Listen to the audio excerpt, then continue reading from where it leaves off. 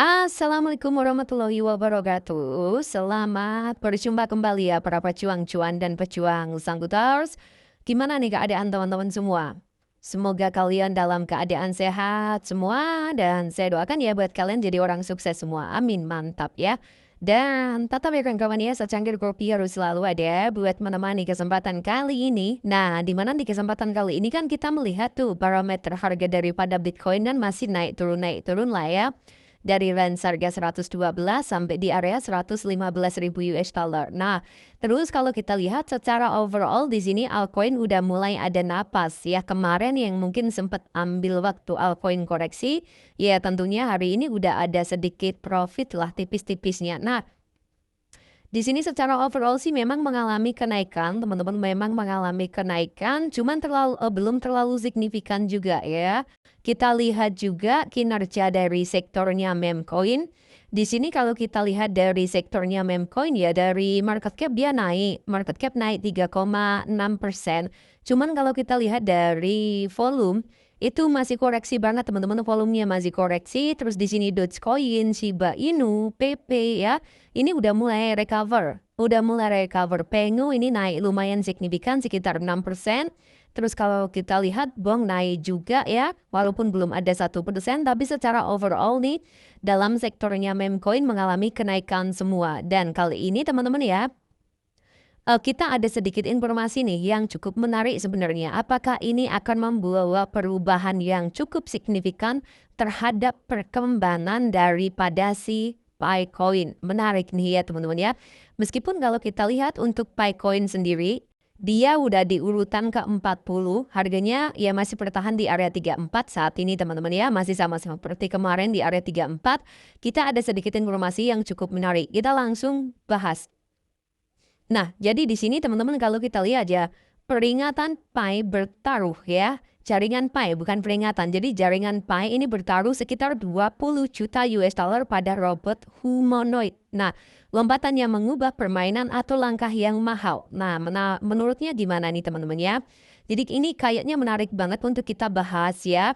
Jadi di sini teman-teman kalau kita lihat bersama-sama ya, untuk Pi Network sendiri, Pi Network Venture baru-baru ini mengumumkan partisipasi dalam putaran pendanaan senilai 20 juta US dollar untuk OpenMind ya, sebuah startup yang dimana robotik AI yang berfokus pada pembangunan sistem terdesentralisasi untuk mesin humanoid. Nah, langkah ini menandai investasi besar pertama sejak Pi Network itu meluncurkan dana venture capital senilai 100 juta US dollar. Nah, jadi pada saat Pi Today waktu itu kan Pi Network itu ngumumin dia menyediakan dana venture capital lah ya sebesar 100 juta US dollar. Nah, kali ini pendanaan pertama teman-teman ini 20 juta US dollar ini didanakan atau diinvestasikan terhadap robotik AI yang berfokus pada pembangunan sistem desentralisasi untuk mesin humanoid. Nah, jadi ini cukup menarik nih. Nah, jaringan Pi dan langkah besar dalam robotika.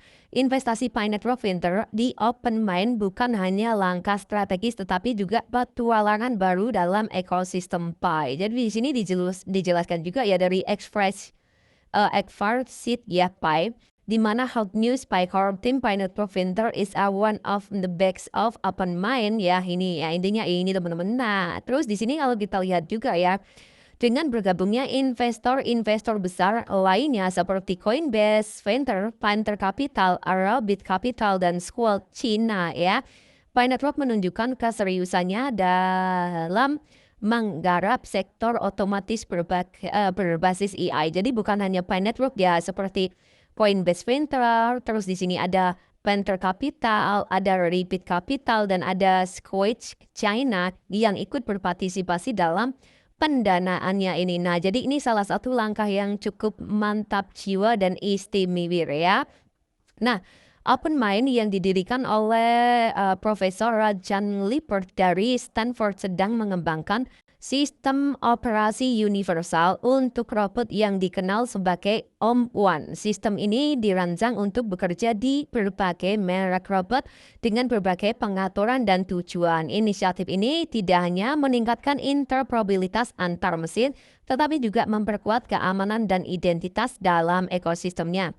reaksi masyarakat dan peningkatan keamanan. Meskipun investasi ini dianggap sebagai langkah maju, tidak semua anggota komunitas Pi Network mendukung partisipasi ini. Beberapa anggota merasa bahwa fokus harus tetap pada pengembangan jaringan dan menganggap investasi di luar fokus utama sebagai langkah yang mengkhawatirkan.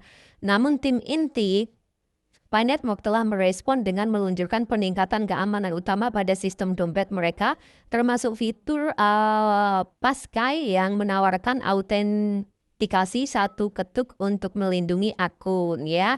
Jadi sebenarnya gini teman-teman ya.